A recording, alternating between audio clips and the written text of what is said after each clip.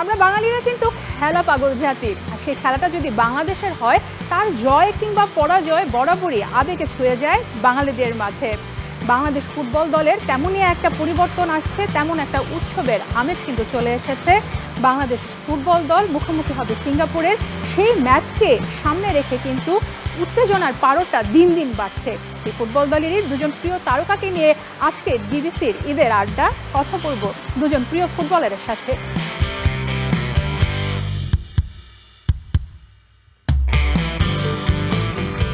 ঈদ মোবারক, সবাইকে ঈদের শুভেচ্ছা জানিয়ে শুরু করছি ডিবিসি নিউজের বিশেষ আয়োজন খেলার ঈদ আনন্দে। আজ আমরা ঈদের আনন্দ ভাগাভাগি করব আমাদের অনেক প্রিয় দুজন ক্রীড়াঙ্গনের দুটি মুখকে নিয়ে। আমাদের সাথে আছেন বাংলাদেশ জাতীয় ফুটবল দলের অধিনায়ক জামাল ভুঁইয়া, আছেন বাংলাদেশ জাতীয় ফুটবল দলের আরেকজন অন্যতম সদস্য রহমত মিয়া। আপনাদের দুজনকেই স্বাগত জানাচ্ছি।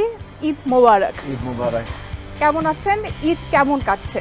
আলহামদুলিল্লাহ ভালো আছি। এখন তো আমরা তো ক্যাম্পে আছি, ওই সময় তো কিছু করার নাই, ক্যাম্পে টিমের সাথে আছি। ওকে, রহমত মিয়া, আপনার কাছেও জানতে চাইবো ক্যাম্পে থাকার সময়ের ঈদটা আসলে কেমন থাকে? বাড়ির বাইরে ঈদ করছেন, সামনে একটা ম্যাচ আছে, অনেক গুরুত্বপূর্ণ একটা ম্যাচ আছে। আমি বলবো ফুটবলের একটা নতুন হাওয়া লাগছে এই ম্যাচটার মাধ্যমে, কেমন অনুভূতি? যখন দেশের কোনো কাজ করতে হয় তখন আসলে ঈদ বা নিজের পছন্দের কোনো বিষয় স্যাক্রিফাইস করতে কোনো প্রবলেম নেই। ওকে, যদিও ফ্যামিলির সাথে ঈদ করাটা অনেক ভালো লাগার বিষয়, বাট যেহেতু আমাদের খেলা, সো খেলার জন্য এটা স্যাক্রিফাইস, এটা আমাদের কাছে আসলেই একটা বড় গর্বের বিষয় যে আমরা খেলার জন্য, দেশের জন্য ফ্যামিলির সাথে ঈদ করতে পারতেছি। জামাল ভাই, আপনার কাছেও একই প্রশ্ন থাকবে। টিমমেটদের সাথে ঈদ করার যে আনন্দটা, এটা আসলে কি স্পেশাল বেশি মনে হয়, নাকি যখন থাকেন বাইরে থাকেন কিংবা পরিবারের সাথে থাকেন সেই ঈদটাকে বেশি স্পেশাল লাগে? না, অফকোর্স ফ্যামিলির সাথে, মানে আমার টিমেও আমার ফ্যামিলি, বাট অফকোর্স আমার ফ্যামিলি এটা তো দেশের বাইরে আছে, ওদের সাথে মানে সবচেয়ে ভালো লাগে, এটা যদি সত্যি বলি। বাট টিমের সাথে আমি অনেক বছর অনেকবার ঈদ কাটছি, সো এটা আমার কোনো সমস্যা হবে না। অনেকদিন ধরে আপনারা একসাথে আছেন, খেলছেন, দলের মাঝে কি কে রান্না করেন এমন কেউ আছেন, নাকি কেউ দুষ্টুমি করেন বেশি? না, আসলে রান্নাটা করা হয় না, কারণ যেমন জামাল ভাই বললো আমাদের যেহেতু ম্যাচ 2-3 দিন পরেই হয়, তো এই সময়টাতে আমাদের স্কেডিউল করা থাকে যে আমরা কখন কি করব, খাবারের তালিকা একদম সেট নামাজ আমরা আমাদের রুটিন অনুযায়ী চলতে হয়, বিকজ একটু মেনুর বাইরে চলে গেলে ফিটনেসের সমস্যা হতে পারে। সেজন্য আসলে তেমন কোনো কিছু করা হয় না, জাস্ট নামাজটা সবাই একসাথে পড়ি এবং হোটেলে ফিরে এসে দেন ফ্যামিলির সাথে হয়তো বা অন মোবাইল। আচ্ছা, জামাল ভুঁইয়া, কিছুদিন আগেই আমরা শুনেছি আপনার একটি কন্যা সন্তান হয়েছে। এখন ঈদটা আগের ঈদটা থেকে, মানে বাসা থেকে দূরে থাকার কারণে কি বেশি মিস করেন কিনা? অফকোর্স, ধন্যবাদ। না, এই ঈদের সময় আমি আসলে আমার ফ্যামিলির সাথে থাকছিলাম, বাট এই কুরবানি ঈদ ওরা তো বাইরে আছে, সো এই জন্য আমি এই প্রথমের কুরবানি ঈদ মিস করব। সো ফরচুনেটলি আমরা এখন ফেস টাইম আছি, কিছু অ্যাপস আছে, হোয়াটসঅ্যাপও আছে, সো এখানে মানে কানেকশন হয়। মানে খুব দ্রুতই কি তাহলে ম্যাচের পরে চলে যাচ্ছেন, ছুটে যাচ্ছেন? আপনার নেক্সট ডে আমি চলে যাব। আচ্ছা, সো আমি খুব মিস করতেছি আসলে।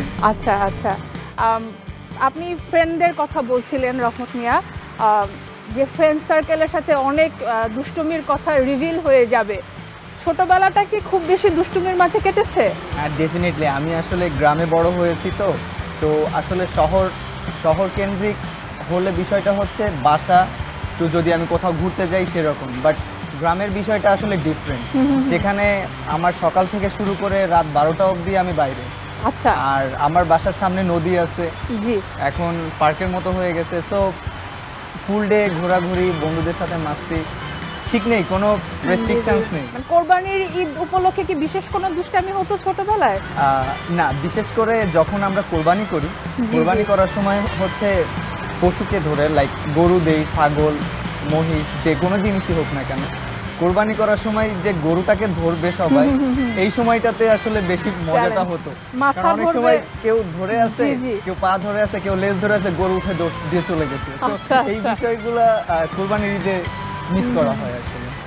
দুজনের কাছে এখন একটু ফুটবল নিয়ে প্রশ্ন করি, কারণ অনেক বছর পরে আমরা দেখছি ফুটবল নিয়ে যে উন্মাদনাটা বাংলাদেশে, সেটা কিন্তু একদম পুরোপুরিভাবে ফিরে এসেছে। এবং এই বাংলাদেশ সিঙ্গাপুর ম্যাচটা নিয়ে যে পরিমাণ উত্তেজনা, আমি ক্রীড়া সাংবাদিক, ঠিক আছে, আমাকে খেলা ফলো করতে হয়, কিন্তু আমি একজন দর্শক হিসেবে আমার মাঝে যে উত্তেজনাটা কাজ করছে, আমি শিওর যারা অনেকদিন ধরে বাংলাদেশের খেলাধুলা ফলো করছেন সবার মাঝে এই এক্সাইটমেন্টটা আছে। এটা কেমন লাগছে জামাল ভুঁইয়া? এটা আসলে ভালো লাগে, কিন্তু এটার সাথে একটা প্রেশার থাকে। তো প্রেশার মানে আরো বাড়ছে, কারণ সবাই ভালো রেজাল্ট এক্সপেক্ট করে। সো বাট এটা এস আ ফুটবলার, আমরা তো প্রফেশনাল মানুষ হিসাবে কাজ করি, সো এটা we have to do it, এটা আমার job. But overall fan, supporter, family সবাই একটা ভালো আউটকাম এক্সপেক্ট করে। এখন আমরাও নিজে এক্সপেক্ট করি একটা ভালো আউটকাম। সো আমার নিজে ফিলিংস আরো বাড়ছে এই টিমের জন্য, কারণ এখন লেটস সে আগে 10টা চোখ দেখছে, এখন তো 1 লাখ চোখ দেখতেছে ফুটবল। তো এটা আমার খুব ভালো লাগতেছে। ওকে, রহমত মিয়া, আপনার কি অনুভূতি? না, আসলে আমরা আগে শুনেছি 80s সময়ের ফুটবলের যে স্মৃতি, যে মেমোরিজগুলা, আমরা ভিডিও দেখেছি অনেক। তো আসলে মাঝখানে কেমন যেন হারিয়ে গিয়েছিল, বাট আবার আমাদের দেশের ফ্যান্সরা আমাদেরকে সাপোর্ট করতেছে, দেশের খেলা দেখতে আসতেছে মাঠে। তো এটা as a player, as a professional player, এটা হিউজ আমাদের কাছে, যে আমাদের দেশের সাপোর্টার্সরা যারা কিনা ফুটবল বিমুখ হয়ে গিয়েছিল আবার ধীরে ধীরে ফুটবলের দিকে আসতেছে। আর এটা আমার মনে হয় যে প্রত্যেকটা প্লেয়ারের মোটিভেশন হিসেবে কাজ করতেছে, যে আমরা আগে যতটুকু দিতাম তার থেকে এখন আরো বেশি দিতে হবে, কারণ আমাদেরকে দেখার জন্য আমার দেশের লোক আছে, এখন তারা আমাদেরকে সাপোর্ট করতেছে। আমার আগে ফ্যামিলি সাপোর্ট করতো, এখন ফ্যামিলির সাথে সাথে আমার পুরো দেশের ফ্যামিলি আমাকে সাপোর্ট করতেছে। তো এখানে আরো বুস্ট আপ হয় প্রত্যেকটা প্লেয়ারের মেন্টালিটি। এটা আমার কাছে মনে হয় যে ফুটবলের জন্য ভালো, এবং আগামীতে ভালো করার স্পৃহাটা বেড়ে যায় প্রত্যেকটা প্লেয়ার। বাংলাদেশের ফুটবলটা তৃণমূলে অনেকটাই দুর্বলতা আছে, তৃণমূল থেকে খেলোয়াড় তুলে আনার ক্ষেত্রে। আমি আগে রহমত নিয়ে আপনার কাছে জানতে চাই, সেটা কি চ্যালেঞ্জটা কি অনুভব করছেন নাকি? আমার কাছে মনে হয় না যে এটা চ্যালেঞ্জিং, তবে এটা প্লেয়ারদের জন্য আরো ভালো কাজ করার মেন্টালিটি তৈরি করে দিচ্ছে। কারণ একটা প্লেয়ার, যেমন হামজা চৌধুরীর কথা বলি, হামজা ইংলিশ প্রিমিয়ার লিগ খেলে আসছে আমাদের টিমে। তো তার মতো একজন প্লেয়ার যখন আমাদের টিমের সাথে সংশ্লিষ্ট হচ্ছে, টিমের প্রত্যেকটা প্লেয়ারের মেন্টালিটি চেঞ্জ হয়ে যাচ্ছে। সে কিভাবে চলে, সে কিভাবে মাঠে খেলে বা কিভাবে প্র্যাকটিস করে, যখন একসাথে থেকে করা হচ্ছে তখন প্রত্যেকটা প্লেয়ার তার মতো করে করার চেষ্টা করতেছে। তো হচ্ছে কি, আলটিমেটলি প্রত্যেকটা প্লেয়ার যখন তার মতো করে করার চেষ্টা করতেছে, টিমের স্পিরিটটা আরও বেড়ে যায়, টিমের পারফরমেন্সও বেড়ে যায়। তো আমি মনে করি যে যে প্লেয়ারগুলো আসছে আরও আসবে, এটা আমাদের টিমের জন্য ভালো। আসুক, ভালো প্লেয়ার আসলে আমাদের টিমটাও স্ট্রং হবে, আমরা এশিয়ান লেভেলে কম্পিট করতে পারবো এবং ভালো রেজাল্ট করতে পারবো। ওকে, জামাল ভুঁইয়া, আপনি নিজেও প্রবাস থেকে বাংলাদেশে এসেছেন, এই যে বাংলাদেশের লাল সবুজ জার্সিটার প্রতি টানটা থেকেই তো অবশ্যই এসেছেন, প্রতিনিধিত্ব করবেন দেখে। এটাকে এখন কেমন মনে হচ্ছে, এই যে এত বড় একটা পরিবর্তন আসছে বাংলাদেশের ফুটবলে, এটা কতটুকুন বাংলাদেশের জন্য কতটা ভালো দিক নিয়ে আসছে? না, যেটা রহমত বলছে, এটা টিমের জন্য ভালো, টিম আরো স্ট্রং হবে, কম্পিটিশন আরো বাড়বে। তো এটা নট অনলি ফুটবলের জন্য বাট অলসো দেশের জন্য ভালো হবে, আর ফুটবলের ওভারঅল বেটার হবে। আর ওইটা তো দরকার আছে না, আমরা নেক্সট লেভেলে যাই। তো এটা আমি দেখছি একটা পজিটিভ জিনিস। আর এখানে we have to give thanks to Tabid ভাই আর ফাহাদ ভাই, কারণ ওরা অনেক কাজ করছে যখন ওরা আসছে, মানে from the first day. Specially Fahad ভাই আর তাবিদ ভাই, ওরা অনেক অনেক কাজ করছে, মানে how can we improve Bangladesh football, how can we improve the team. So we have to give thanks to them also, কারণ ওরা অনেক চেষ্টা করতেছে আসলে। So overall I will say team has improved a lot, but আমি আরো দেখতে চাই। আপনি অধিনায়কত্ব করছেন অনেকদিন ধরে বাংলাদেশ দলের, এখনের যে স্পৃহাটা বাংলাদেশ দলে কাজ করছে সেটা কেমন মনে হচ্ছে? এখনের স্পৃহাটা আসলে আগের থেকে পরিবর্তনটাকে একটা ফেডারেশন থেকে আরো বেশি অনেক বেশি আপনাদেরকে নার্চার করা হচ্ছে, কিংবা অনেক বেশি আপনাদের ভালো খারাপের দিকগুলোতে মনোযোগ দেওয়া হচ্ছে, এই কারণে কি মনে হচ্ছে দলটা আরো বেশি স্পৃহা পাচ্ছে? না, আমি মনে করতেছি এখন যে লেভেলের টিমে আছে ওইটা মানে লাস্ট অনেক বছর এটা সবচেয়ে বেস্ট লেভেলে আছে। কারণ আমসা জয়েন করছে, আরও বাইরের প্লেয়ার জয়েন করতেছে, তারপরে লোকাল প্লেয়ারও ভালো করতেছে। সো আমি মনে করি মানে যে টিম যেটা আছে এখন এটা সবচেয়ে বেস্ট যেটা আমি খেলছি। বাট অফকোর্স আর একটা লেভেল যাইতে হবে, but it depends not only on us, it depends also on the federation and যেটা টিমে আসবে, যেটা জয়েন করবে। বাট অফকোর্স ফ্যানরা ওরা চায় we have to be number 1 in Asia, কিন্তু এক নম্বর থাকলে it's a long process, so আমরা স্টেপ বাই স্টেপ যাইতে হবে। একদম অনেক সিরিয়াস কথা বলে ফেলেছি, আবার একটু ঈদের আনন্দের গল্প করে ফেলি, যেহেতু আমরা ঈদের আড্ডায় বসেছি। জামাল ভুঁইয়া, ছোটবেলার ঈদ কেমন কাটতো? এখন অবশ্যই পরিবর্তন হয়েছে, অনেকভাবে ব্যস্ততা বেড়েছে, পারিবারিক দায়িত্ব বেড়েছে। ছোটবেলার ঈদটা আসলে কেমন কাটতো? ছোটবেলা আমি সবসময় আমার বাবার সাথে সকালে গেলাম, ওনার সাথে নামাজ পড়লাম, তারপরে আমরা আমার বাবার মার ফ্রেন্ড সার্কেলে সবাইকে ভিজিট করছি, সবাইকে গুস্ত দিছি, তো এরকম আমার দিন কাটছি। আচ্ছা, নিজের গ্রামের বাড়িতে ঈদ করা হয়েছে এমন কোন? বাড়ি মেবি 2-3 বার হয়েছে, বাট বেশি না। বাট একটা স্পেশাল জিনিস হয় ঈদের সময়, মানে পুরো ফ্যামিলি একসাথে থাকে, এটা আমার সবচেয়ে ভালো লাগে। আচ্ছা, রহমত মিয়া, আপনার কাছে জানতে চাইবো এমন কোনো অভিজ্ঞতা যেটা ছোটবেলায় এখনো মনে পড়ে, যে কেন বড় হয়ে গেলাম, বড় হয়ে যাওয়ার পরে কেন এতটা পরিবর্তন হয়ে গেল জীবনটা? না, আসলে ঈদ যখনই আসে, বিশেষ করে আমাদের দেশে একটা জিনিস মাথায় আসে, সালামি দিবে। একদম তো এটা আমাদের শুধু যে ঈদের দিনেই হতো এমনটা না, ঈদের আগের দিন থেকে আমরা সবার কাছে কাছে যেতাম, আমাদের সালামি কোথায়, আমাদের সালামি কোথায়।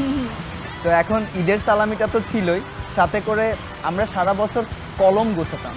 আচ্ছা, যে ওয়েস্ট কলমগুলো ছিল, কালি শেষ হয়ে গেছে, সব কলমগুলো আমরা এমনও করতাম, অনেক বক্স লাইক 200-300 কলম গুছাই ফেলতাম। তো আমাদের একটা সার্কেল ছিল, আমাদের ফ্রেন্ড সার্কেলে, তো কলমগুলো নিয়ে গাছ আছে আমাদের রোডের সাইড দিয়ে, 2 সাইডের গাছে আমরা ফুটা করে করে আগুন জ্বালিয়ে দিতাম। আচ্ছা, তো তখন পুরো রোডটা হতো যে আলোকিত হয়ে যেত। তো এটা আমরা প্রত্যেক ঈদেই করতাম বেসিকলি। আর বিশেষ করে কুরবানির ঈদটা বললাম যে সালামির খোঁজে দৌড়াইতাম ফজরের নামাজের পর থেকে, দেন ঈদের নামাজের আগ পর্যন্ত এটা করতাম।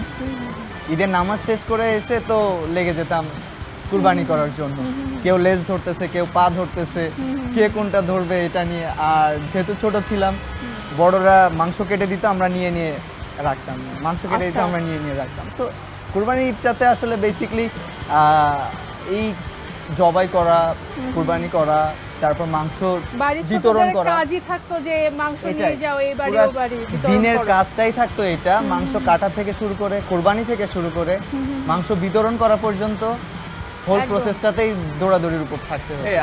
আপনি কিভাবে ঈদ সেলিব্রেট করবেন? আমি ঢাকাতেই থাকবো, ঈদ করছি আপনাদের সাথে, আপনাদের খেলা দেখার জন্য অধীর আগ্রহে বসে আছি।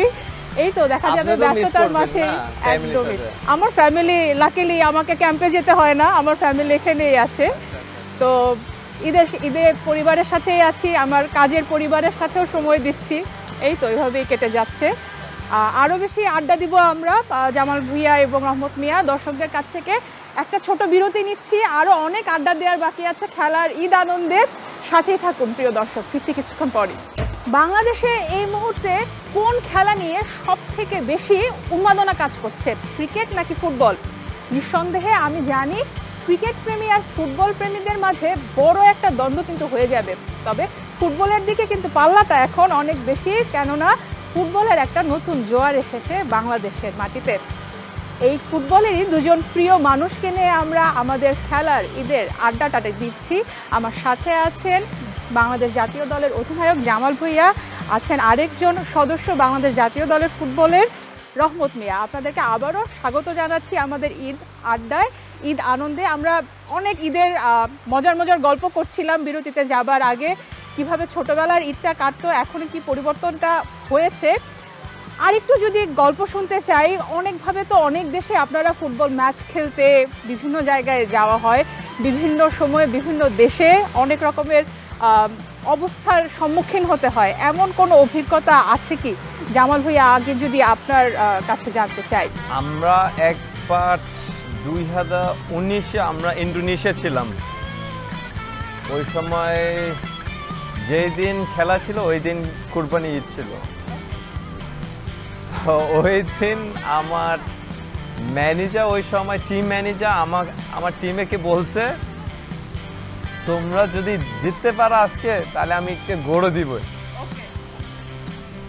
কিন্তু খেলা হয়েছে, আমরা দিচ্ছি, আমি ইভেন গোল করছি এই দিন ওইটা কাতার সাথে। তারপরে আমরা সবাই মনে করছি আমরা একটা গৌরব পাবো, মানে টিমের একটা গৌরব পাবো, একদম ভোজ হবে একটা, হ্যাঁ, সবাই হবে, একদম। মেন্টালি প্রিপেয়ার ছিলেন। কিন্তু যে টিম ম্যানেজার যেটা ছিল উনি চলে গেছে অন্য দেশে, তো এটা আমরা মিস করছি। আচ্ছা, পরে কি হলো?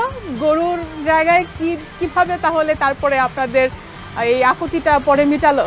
গরুর জায়গায় নর্মাল মেনু ছিল। নরমাল মেনু বাফে ছিল। আচ্ছা আচ্ছা, এরপরে দেখা হয়নি ম্যানেজারের সাথে কি? পরে আসেনি। আচ্ছা আচ্ছা, আর আসে না। আহা, তাহলে তো একটা ফাঁকি হয়ে গেল, বাকির নাম ফাঁকি ওই হয়ে ম্যাচে গেছে। কিন্তু জামাল ভাইয়ের গোলে আমরা ফার্স্ট জি। এশিয়ান কাপের এশিয়ান গেমস নেই না, জি, জি। এশিয়ান গেমসের সেকেন্ড রাউন্ডে যাই জি জি জি জামাল ভাইয়ের গোলে কাতারের সাথে জিতে। জি জি। তো এই জন্য হচ্ছে আর কি উনি ঘোষণা করছে যে তোমরা করো, আমি এটা করব। আচ্ছা, সেই ভোজটা কি পরে দেশে এসে পেয়েছিলেন ফেডারেশনের কাছ থেকে নাকি ওটা? তারপরে আমি ওনাকে, তারপরে নেক্সট ডে তো কোভিড ছিল। জি। সো আই থিংক আফটার ওনার সাথে 3 বছর পরে আমি দেখা ওনাকে হয়েছে। পাইছি। জি জি জি। So, কিছু করার নাই। সেই গরুটা ভোজটা আর হয়নি, ভুড়ি ভোজটা আর হয়নি। রহমত মিয়া, আপনার কাছে গল্প শুনতে চাই, এমন কোনো অভিজ্ঞতা যেটা এখনো মনে পড়ে যে ভুলবেন না কখনো? হ্যাঁ, আমার একটা অভিজ্ঞতা আছে, হচ্ছে আমরা অনূর্ধ্ব 23 খেলতে গিয়েছিলাম প্যালেস্টাইনে। আচ্ছা আচ্ছা। তখন ইসরায়েল আর প্যালেস্টাইনের যুদ্ধ চলতেছিল। জি। তো সেই সময়ে 2017 সালে আমরা গেছিলাম সেখানে। তো মানে একটা লাইফের যদি কোনো ভয়াবহ কোনো মেমোরিজ থেকে থাকে সেটা হচ্ছে ওটা, কারণ আমরা তখন ফুল এয়ারপোর্ট ডিস্ট্রয় করা ছিল প্যালেস্টাইনে। আচ্ছা। ইসরায়েল তখন যুদ্ধ চলতেছিল, প্যালেস্টাইনের সব এয়ারপোর্টগুলো ডিস্ট্রয়, মানে ধ্বংস হয়ে গেছিল। আমাদের জর্ডান থেকে বাই রোডে করে যেতে হয়েছিল প্যালেস্টিনে। তো তার মাঝে একটা বর্ডারে ছিলাম যেখানে চারপাশে শুধু মরুভূমি, মাঝখানে ছোট একটা ঘরের মতো বর্ডার, ওখানে আমাদেরকে 3-4 ঘন্টা আটকিয়ে রাখা হয়েছিল। মানে একদম বসেছিলেন, একদম ওরা just ওখানে বসেছিলাম। ইনফর্ম ছিল না, না আমাদের টিম আসলে আসছে? পাসপোর্টে এখন তো গ্রিন লেখা আসছে, জি, but জি, জি। আগে ছিল রেড, ইসরায়েল। যে আমরা পৃথিবীর যে কোনো দেশে যেতে পারবো এক্সেপ্ট ইসরায়েল। জি জি। তো তাদের সেখান থেকেই ভিসা নিতে হবে, সো আচ্ছা। ডেফিনেটলি তারা সহজভাবে নিবে না। আমাদেরকে ভিসাও দিয়েছিল, বাট একটা পেপারে, আমাদের পাসপোর্টে তো দিতে পারবে না। আচ্ছা। তো আমরা এমনও হয়েছে যে আমরা প্র্যাকটিস করে আসছি, আমাদেরকে একটা রাস্তায় নামাই দিছে, আমরা দৌড় দিয়ে হোটেলে ঢুকতে হচ্ছে, কারণ আমরা দেখতেছি পাহাড়ের উপর যুদ্ধ চলতেছে, গ্রেনেড মারতেছে, এই পাশে ফায়ার করতেছে। ইভেন যখন আমরা স্টেডিয়ামে খেলছি, স্টেডিয়ামে ঢোকার পরে স্টেডিয়ামের গেটটা আটকাই দেওয়া হয়েছে, আটকাই দেওয়ার পরে ওখানে ফায়ারিং চলতেছে, আমরা সাউন্ড শুনতেছি, আমরা ম্যাচ খেলতেছি আর পাশে ফায়ারিং এর সাউন্ড শুনতেছি, গ্রেনেডের সাউন্ড শুনতেছি, মানে চোখের সামনে সব হচ্ছে। আল্লাহ, হ্যাঁ, এই মেমোরিজ গুলো আসলে সব টিমমেট যারা ছিল তারা শুধু একটাই দোয়া করতেছিল যে আমরা এখান থেকে দেশে ফিরে যেতে পারলে আল্লাহ আমাদেরকে সুস্থভাবে নিয়ে যাও, দেশে ফিরতে পারলেই বাঁচি। আচ্ছা আচ্ছা। তো এইটা আসলে অনেক ভয়াবহ অবস্থা ছিল, কারণ এই রকমের মেমোরিজ আমার লাইফে কখনো দেখিনি বা ছিল না। সামনাসামনি এরকমের দেখাটা আসলে আমার জন্য অতটাও ইজি ছিল। মানে আমরা হয়তো বা গল্পে বা বইয়ের পাতায় আমাদের দেশের যুদ্ধের, মুক্তিযুদ্ধের গল্পটা পড়েছি, এরকম একদম সরাসরি তো যুদ্ধের মতো পরিবেশ পাইনি আমরা। তখন আমরা প্র্যাকটিসে যাচ্ছি, রোডে আপনার মানুষ বসে আছে মসজিদুল আকসা নিয়ে আন্দোলন করতেছে, প্রতিবাদ করতেছে যে মুসলিমদের মসজিদ মুসলিমদেরকে ফিরিয়ে দেওয়ার জন্য তারা নামাজ আদায় করবে। ওকে, প্র্যাকটিসে গেছি, সবাই আন্দোলন করতেছে, প্লে কার্ড আমরা দেখলাম।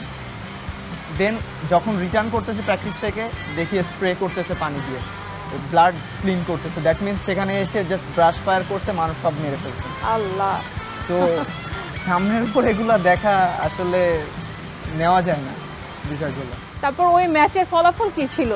ওখানে তো শুধু একটা ম্যাচ খেলি, 3টা ম্যাচ ছিল, একটা ম্যাচ মেবি জিতছিলাম, একটা ড্র করছেন, একটা হারছিলাম। আচ্ছা, মানে মাঠে সবাই ঠিকঠাক মতো ভাবে খেলতে পেরেছেন নাকি ওই গোলা বারুদের তাড়নায় দৌড়? মনে হয় না যে আসলে সবাই মানসিকভাবে ঠিক ছিল, বাট খেলার দরকার, খেলতে হবে, তাই খেলছে। আপনি এখানে খেলতেছেন বা এখানে আমরা এখন বসে আছি, পাশে কোথাও গ্রেনেড এসে পড়ছে, আচ্ছা, যে ভয়াবহ সাউন্ডটা হয় সেটা আপনি নিতে পারবেন এখানে বসে থেকে। তো আসলে সবার মাঠে এরকমই অবস্থা হয়েছিল, তো ওটা আসলে অনেক ভয়াবহ ছিল।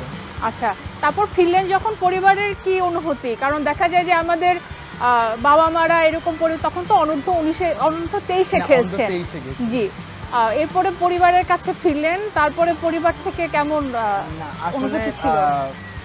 ওখানে জানাতে পারেননি অবশ্যই, কোনো নেটওয়ার্ক ছিল না, ফোন অফ ছিল, ইভেন ফোনও আমরা চালাইতে পারি না। যখন দেশে আসছি তাদেরকে এত কিছু ডিটেল বলি নাই, কারণ দেখা গেল অনেক সময় বলবে যে পরের সময় আর যাওয়া লাগবে না দেশের বাইরে। আচ্ছা আচ্ছা, বাবা মা তো বাবা মা, একদমই সেটাই বলতে চাচ্ছি। আসলে চিন্তা করবে না কিভাবে কি হয়েছে, তারা দেখবে সন্তানের সিকিউরিটিটা কেমন ছিল। এইজন্য আসলে অনেক বিষয় তাদেরকে বলা হয়নি বা জানানো হয়নি, কষ্ট পাবে, ভয় পাবে। তো জাস্ট বলছি ঠিক ছিল, ভালো ছিল, কোন রকম আসছি। এখন কি জানেন তারা? না, এখনো জানেন না। তাহলে আমি নিশ্চিত আজকের পর কিন্তু এটাও জানাজানি হয়ে গেল, একটা ভেতরের সুন্দর গল্প পেয়ে গেলাম। জামাল ভাইয়া বাংলাদেশ দলের ফুটবলার হবেন, বাংলাদেশ দলকে প্রতিনিধিত্ব করবেন কিংবা ফুটবলার হবেন, এই অনুভূতিটা কখন এলো প্রথম, যে আমি আসলে ফুটবল খেলতে চাই, এখানেই ক্যারিয়ার করতে চাই এবং এর পরবর্তীতে বাংলাদেশকে প্রতিনিধিত্ব করতে চাই, সে করে ফিরে আসতে চাওয়ার এই আকুতিটা কবে এলো? ফুটবল তো শুরু করছি যখন আমি 6 বছর ছিলাম। জি, আমার বড় ভাই উনি একটা ক্লাবে খেলছে, জি, আমিও ওনাকে বলছি আমিও জয়েন করতে চাও, উনি আমাকে বলছে মানে আগে তোমার বন্ধুরা সাথে খেলো, তারপরে আমি ক্লাবে দিয়ে দিব। যখন আমি 7 বছর ছিলাম ওই সময় আমি একটা ক্লাবে জয়েন করছি, আর বাংলাদেশে রিপ্রেজেন্ট করি, মানে এইটা আমার চিন্তা ছিল যখন আমার 15 না 16 বয়সে ছিল। কারণ আমি নিশ্চিত আপনার অনেকগুলো অপশন ছিল, আপনি দেশের বাইরে বড় হয়েছেন, ক্যারিয়ার অপরচুনিটি অনেক বেশি ছিল, বাট ওইটা মানে আমি বাংলাদেশে চিন্তা করছি, মানে এটা mainly because of my parents. কারণ ছোটবেলা ওরা অনেক স্টোরি আমাকে বলছে, মানে ওরা ফ্যামিলি অনেক গরিব ছিল আর ওরা অনেক স্ট্রাগল করছে, আর বাংলাদেশের হিস্টোরিও শুনলাম, তা আমরা কিভাবে ইন্ডিপেন্ডেন্স পাইছি। তো সব মিলে একটা আমি মনে করছি আমি যদি দেশে কিছু করতে পারি তাহলে আমার ফ্যামিলি প্রাউড হবে আর আমি নিজে একটু প্রাউড লাগবে।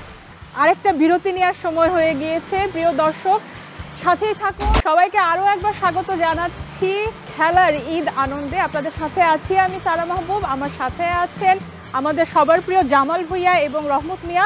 আমরা আলোচনা করছিলাম, গল্প শুনছিলাম, তাদের ফুটবলার হয়ে ওঠার গল্পগুলো শুনছিলাম। রহমত মিয়া, আপনাকে আমরা থামিয়ে দিয়েছিলাম বিরতিতে যাওয়ার আগে, আবার সেখান থেকেই শুরু করতে চাই। এই যে পেছনে ফিরে তাকানোর সুযোগটা ছিল না, বিকেএসপিতে জয়েন করলেন, এরপর জাতীয় দলে এলেন, এই গল্পটা, এই পথ চলাটা আসলে কেমন ছিল? আসলে আমি যখন খেলাধুলা স্টার্ট করি বিকেএসপিতে ভর্তি হওয়ার আগে 2 বছর আমি ঢাকাতে পাইনিয়ার খেলেছি এবং অন্যান্য টুর্নামেন্টগুলো খেলেছি। তো যখন আমি বিকেএসপিতে ভর্তি হই তখন আমি এসএসসি পরীক্ষার্থী ছিলাম। বাট বিকেএসপিতে ভর্তি হওয়ার রুলস হচ্ছে আপনাকে 7-এ ভর্তি হতে হবে। আচ্ছা। বাট আমার ফ্যামিলি তো আগেই বলেছি যে আমার বাবা কখনোই চেত না যে আমি ফুটবলে যাই বা ইভেন অন্য কোনো প্রফেশনে যাই, পড়ালেখা করি, দেন যেটা লাইফে হয় হোক। তো আসলে আমার মা অনেক সাপোর্ট করছে এবং আমার এক দাদা আছে মিজানুর রহমান কাবুল, উনি আমাকে অনেক সাপোর্ট করছে।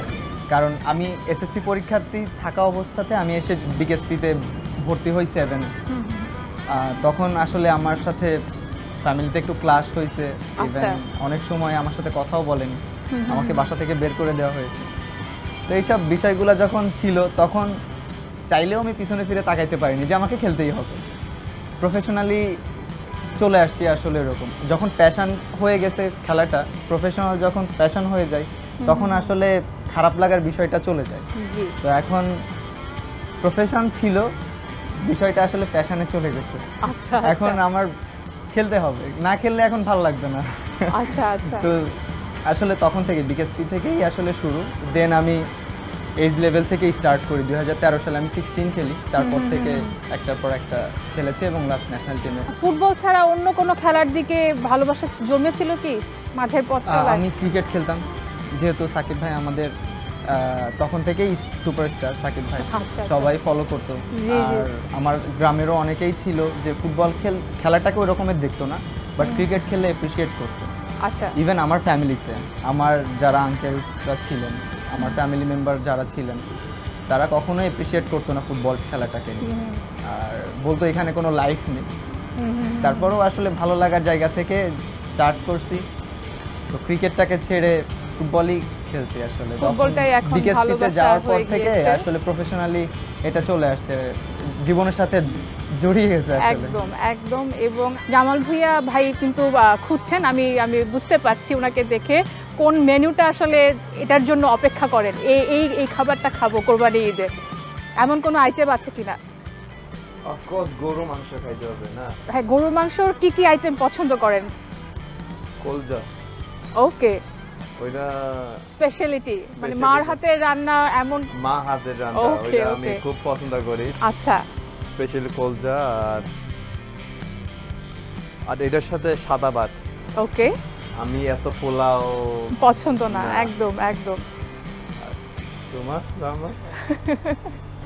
আসলে কুরবানির ঈদে there is no others option, গরুর মাংসই থাকতে হবে। না, দেখা যায় যে ঝাল গরুর মাংস, অনেকে কালো ভুনাটা পছন্দ করেন, কোরমাটা পছন্দ করেন। যেহেতু ভাই আসলে গ্রামের ফিলটা পাই নাই, তো জি, আমার অনেক হিন্দু বন্ধু আছে, আচ্ছা, যারা কিনা প্রকাশ্যে বলতে পারে না যে আমি গরুর মাংস খাবো, বাট কুরবানির ঈদে আমাকে তারা আগে থেকেই বলে, বন্ধু আন্টিকে বলবি বেশি গরুর মাংস দিয়ে বিরিয়ানি রান্না করতে। আচ্ছা আচ্ছা। তো তাদের জন্য আসলে অনেক গরুর মাংস দিয়ে বিরিয়ানি রান্না করা হয় এবং ঈদের দিন, কুরবানির ঈদের দিন রাতে সবাই ওরা চলে আসে, রাতে এসে সবাই খেয়ে দেন আবার চলে যায়। এখনো কি আন্টির হাতের রান্নাটা স্পেশালিটি লাগে, নাকি ভাবির কোনো একটা বিশেষ খাবারের জন্য অপেক্ষা করেন? আসলে মা রান্না বেস্ট, একদম অবশ্যই, বাট যেহেতু ওয়াইফ আমাকে প্রতিনিয়ত সার্ভ করে যাচ্ছে, সে নিজেকে চেষ্টা করতেছে ডে বাই ডে কিভাবে আমি কোনটা পছন্দ করি, কিভাবে খেতে ভালোবাসি সেটা দেওয়ার জন্য। আজকে একটা মেনু করতেছে, ও আর একটা মেনু জানে না, সেটা শিখতেছে। আচ্ছা আচ্ছা। আর এখন তো ইউটিউব আছেই, একদম, যেটাই পছন্দ হয় না কেন দেখে এক্সপেরিমেন্টটা শুরু হয়ে যায় এবং সেটা টেস্টারটা আপনাকে আমাকেই হতে করতে হয়। হয়।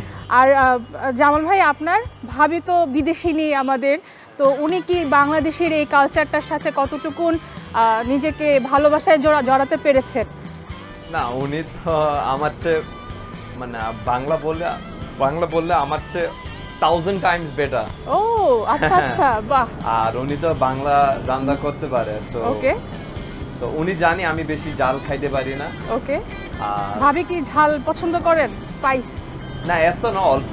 আচ্ছা আচ্ছা, কিন্তু আমি এত খাইতে পারি না ঝাল। জি জি, বাট কুরবানির একটা ভালো জিনিস হয় সব সময় যে কুরবানির মাংসটা একদম নরম, ফ্রেশ থাকে, ফ্রেশ জি, থাকে, জি, এটা জি। আমার সবচেয়ে ভালো লাগে। আর কোন আইটেমস আছে আসলে? মিষ্টান্ন আমি কি বললাম বেশি না, পছন্দ? কোনো অপশন নাই।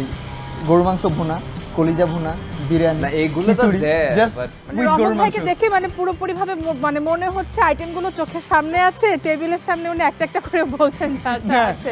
আমি বললাম না, যদি এটা রোজার ঈদ হতো জি, তাহলে হয়তো বা মেনু চেঞ্জেস আসতে শ্যামাই বা পারতো। বা হ্যাঁ, ওটার ওইগুলো। জন্য অন্য কোনো মেনু আসতে পারতো, বাট কুরবানির ঈদে মাংস আর শুধু মাংস। গরুর মাংস।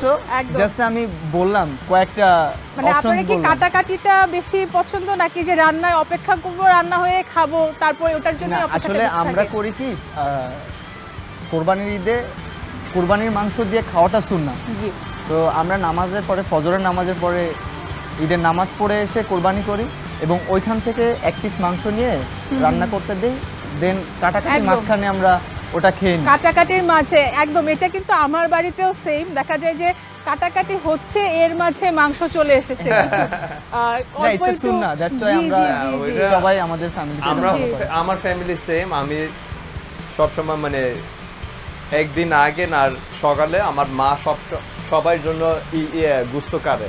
জি জি জি, তো এটা আমি প্রত্যেক বছর দেখি। আর ইভেন Okay. যখন আমি বাংলাদেশে আসি আমার মা মানে ভিডিও কল দেয়, বলে দেখেন দেখো কাটতেছি। কাটাকাটি হচ্ছে, জি জি জি। বাট ওইখানে ফ্রেন্ডের জন্য দেয়, কারণ ফ্যামিলি সবাই দেশে আছে ওইখানে। জি, অনেক অনেক গল্প হলো, অনেক বেশি আড্ডা হলো। আপনাদের কদিন পরেই একটা অনেক গুরুত্বপূর্ণ ম্যাচ, আমাদের অনেক ধরনের ভালোবাসা, অনেক আকাঙ্ক্ষা সব কিছু এই ম্যাচটা ঘিরে আছে। আমরা চাইছি যেন বাংলাদেশের ফুটবলটা আবার তাদের সেই উন্মাদনাটা পুরোপুরিভাবে ফিরে পাক। অনেক বেশি শুভকামনা থাকলো। পরিবার থেকে দূরে আছেন, এই যে আরেকটা, এটা কিন্তু মূল কোরবানিটা আপনাদের জন্য। পরিবারের দূরে আছেন, নিজের কাজটাকে, নিজেদের কাজের জায়গাটাতে ভালোবাসা দিচ্ছেন, এটা সুফল বয়ে আনুক সেই অপেক্ষাটা থাকলো। অনেক ধন্যবাদ আপনাদের দুজনকেই এত সুন্দর করে নিজেদের জীবনের গল্পগুলো শেয়ার করার জন্য। আমি নিশ্চিত ডিবিসির পর্দায় দর্শকরাও অনেক বেশি আনন্দ পেয়েছেন। দর্শকদের উদ্দেশ্যে যদি কিছু বলতে চান, আমার হাতে সময় একদমই কম, ছোট করে বলে তাহলে আমরা শেষ করতে পারি আমাদের আজকে ঈদের আড্ডাটা। সবাইকে ঈদ মোবারক। আর আমার ম্যাচ আছে 10 তারিখ সিঙ্গাপুর সাথে, সো আমি চাই আপনারা দোয়া করেন, টিমের জন্য সাপোর্ট করেন, আর যদি পারেন তাহলে স্টেডিয়ামে চলে আসেন। ঈদ মোবারক সবাইকে। সকলকে ঈদ মোবারক।